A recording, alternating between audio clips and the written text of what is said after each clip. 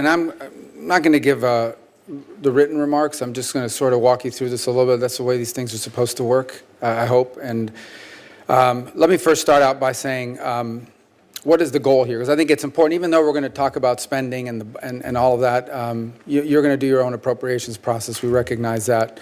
But I wanted to explain to you the organization. You have a chart behind you, the new organizational chart. And this is really the launch pad because that's what we're funding. That's what the appropriations bill will be funding. If you had the old one, you would struggle to see what the big difference. I mean, they're different, but there's still a lot of boxes up there. And I want you to understand the primary thing we did, that I wanted to do, and that I alluded to during my confirmation hearing. I want the entire toolbox of American foreign policy to reside within the Department of State, in particular within our regional bureaus that cover the different regions of the world and ultimately down to our embassy. Senator Graham mentioned a moment ago about Syria. It was going to be one of the first test cases of whether this works or not. And what I mean by that is we have an embassy. It's obviously in exile. It's outside. It's in Turkey. We are going to rely on them to tell us, okay, we're on the ground. We've gone in. We've met with the transitional authorities. Here are the things they need. These are the 3, 4, 5 things they need right now. And we need to be nimble enough to provide that. But it needs to be driven from the bottom up, not the top down. I want you all to understand what I inherited when I go into the State Department. I get a memo asking for a decision. Sometimes these memos have 30 to 35 boxes in them that have to be checked off. Each box has to be checked off by somebody on a desk before it even gets to me. That just doesn't work. It certainly doesn't work in the 21st century when events happen very quickly. And so we need to be nimble enough to make a decision, but we also have to make sure that these decisions are being made as close to the front lines as possible. What is the front lines of diplomacy? It is our embassies. It is the men and women who are deployed abroad on the ground who are hearing every single day. And so that's our number one goal. The number two goal is to have, as I said, all the tools of foreign policy in the same toolbox. Foreign aid is a tool of our foreign policy. It is not the only tool of our foreign policy. It has to be taken in conjunction with all of these other things that we do, and they have to be intertwined.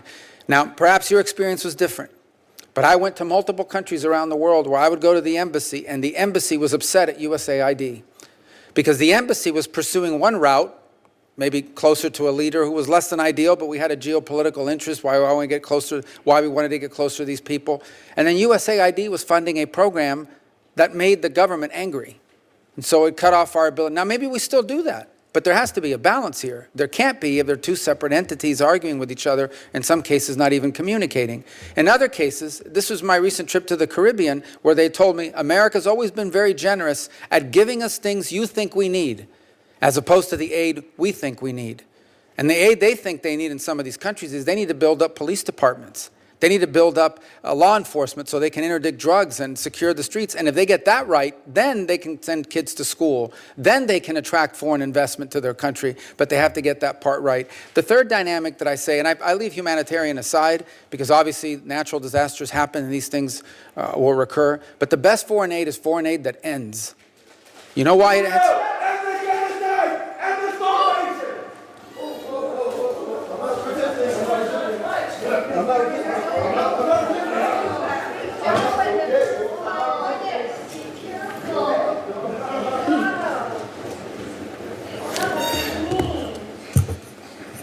The best foreign aid is foreign aid that ends because it's achieved its purpose. So take country X and they say, we want help with our law enforcement. The best foreign aid is foreign aid where at some point that country doesn't need it anymore because now they're self-sufficient. South Korea is a great example.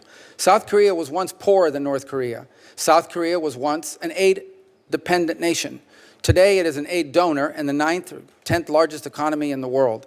That has to be the goal of our foreign aid. It has to be that it ultimately ends because it creates self-sufficiency. There are other tools of foreign aid, by the way, whether it's the investment funds we have or Millennium Challenge Grant. Those are outside my direct control or purview. They're under the committee's purview, and there will be efforts at reform there as well, and potential even expansion in one of them, although that won't be my decision solely. So as we move forward in some of this, and as you'll see some of the features of the budget we've presented before you, one of the ideas we have is having a global health programs account.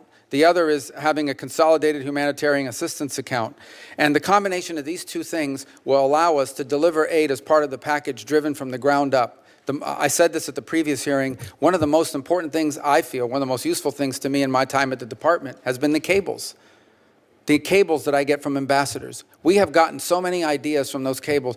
Will those ideas have ultimately made their way to me? Maybe. I don't know. But maybe months from now or weeks from now.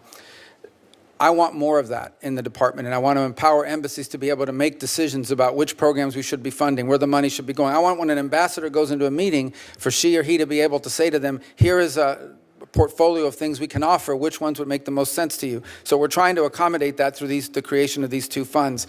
It's important to understand we're not walking away from foreign aid. We will still be the world's largest foreign aid donor by a lot. It won't even be close, but we want to target it more effectively. Another feature is this America First Opportunity Fund, which frankly will allow us to be more nimble in providing funds for specific programs that arise outside the normal cycle of funding. And Syria, once again, is a great example. We don't have any money in the fiscal year's budget for Syria because, frankly, none of us thought we would be talking about helping the Syrian government 6 months ago or 8 months ago. But now we have an opportunity to do it. And rather than have to go through reprogramming and all kinds of shuffling, to have the flexibility at some level to be able to respond quickly to something like that, that might be multifaceted in the approach, is an important thing to consider as well as aligning it to other priorities that we have as an administration. So I do look forward to working with you because, frankly, I have to. You passed the appropriations bills, but also because I think it can be very constructive. Thank you, Senator.